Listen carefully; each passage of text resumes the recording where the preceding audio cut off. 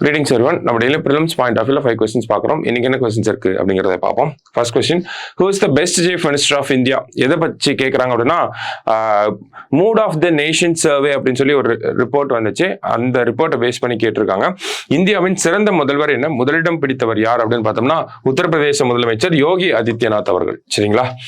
So அடுத்தது choose the correct statement about new pension system. நேத்து மத்திய அமைச்சரவை பார்த்தோம்னா ஒரு புதிய பென்ஷன் சிஸ்டத்துக்கு வந்து ஒப்புதல் அளிச்சிருக்காங்க. அதற்கு ஒருங்கிணைந்த ஓய்வூதிய திட்டம் அப்படின்னு சொல்லி பேர் வச்சிருக்காங்க. யூனிஃபைடு பேமெண்ட் சிஸ்டம், யூபிஎஸ் அப்படின்னு சொல்றோம். சரிங்களா? அதை பத்தி நம்ம டிஎன்ஏல பார்ப்போம். ஸோ அதுல இருந்து ரெண்டு கொஸ்டின் கேட்டிருக்காங்க. ஓகேவா? ரெண்டு ஸ்டேட்மெண்ட்ஸ் வந்திருக்கு.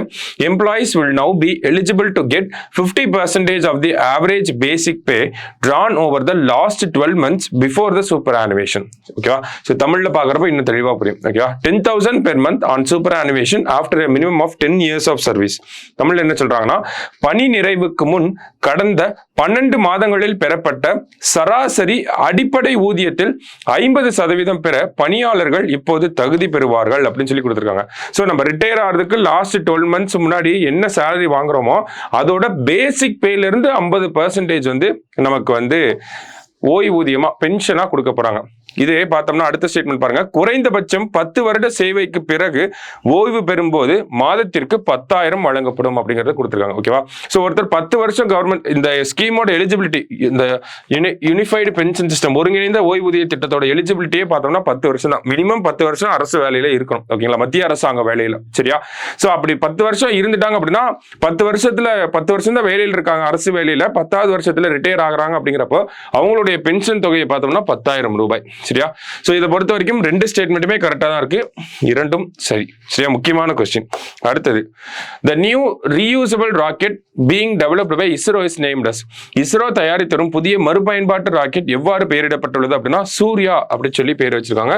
Surya next gen launch vehicle, NGLV அப்படின்னு சொல்றாங்க. NGLV அப்படின்னா அடுத்த தலைமுறை ஏவு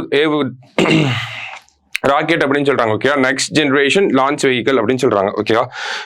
அடுத்தது, the name of India's first reusable hybrid rocket. ஓகேங்களா? reusable hybrid rocketனு கேட்டிருக்காங்க. இந்தியாவின் முதல் மறுபயன்பாட்டு ஹைபிரிட் ராக்கெட்டின் பெயர் என்ன? இஸ்ரோ இப்பதான் இந்த launch vehicle, reusable launch vehicle அப்படிங்கிறதுக்கு சூர்யான் பெயர் வச்சு டெவலப் பண்ணிட்டு இருக்காங்க. அதுக்கு முன்னாடியே 2 தனியார் நிறுவனங்கள், ஸ்பேஸ் ஜோன் அப்படிங்கிற தனியார் நிறுவனமும், அடுத்தது பார்த்தோம்னா நமக்கு மார்டின் குழுமம் அப்படின்னு தமிழ்ல கொடுத்திருப்பாங்க தினமணி பேப்பர்ல. மார்டின் குரூப்ஸ் அப்படிங்கிற இவங்க 2 பேரும் சேர்ந்து ஒரு ரீயூசபிள் ஹைபிரிட் ராக்கெட்டை வந்து நேத்து 2 நாளைக்கு முன்னாடி லான்ச் பண்ணியிருப்பாங்க. ஸோ அந்த ராக்கெட்டோட சக்சஸ் ஆயிடுச்சு. ஓகேங்களா? அந்த ராக்கெட்டோட லான்ச் வந்து சக்சஸ் ஆயிடுச்சு. சேட்டலைட்டை ஆர்பிட்ல வச்சுட்டு கரெக்டா திரும்பி பூமிக்கு வந்துருச்சு. ஓகேங்களா? ஸோ அந்த ராக்கெட்டோட பேர் என்ன அப்படின்னு கேட்டிருக்காங்க. ஸோ அதோட பேர் வந்து ரூமி 1. சரியா? ஸோ ரூமி 1 அப்படிங்கிறதா அந்த ராக்கெட்டோட பேரு. போன கேள்வியில பார்த்தது இஸ்ரோ தயாரிக்கக்கூடிய ராக்கெட் பேரு சூர்யா. இந்தியாவில் ஃபர்ஸ்ட் ரீயூசபிள் லான்ச் வெஹிக்கிள் அப்படின்னு பார்த்தோம்னா அது ரூமி 1. சரியா? இது தனியார் நிறுவனம் பண்ணது.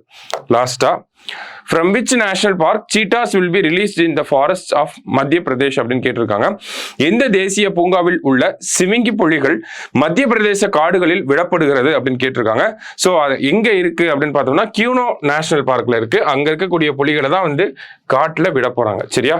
ஸோ இன்னைக்கு ப்ரிலிம்ஸ் பாயிண்ட் ஆஃப் வியூல ஒரு 5 கொஸ்டின் பார்த்திருக்கோம். நாளைக்கு 5 கொஸ்டின்ல மீட் பண்ணலாம். தேங்க்யூ.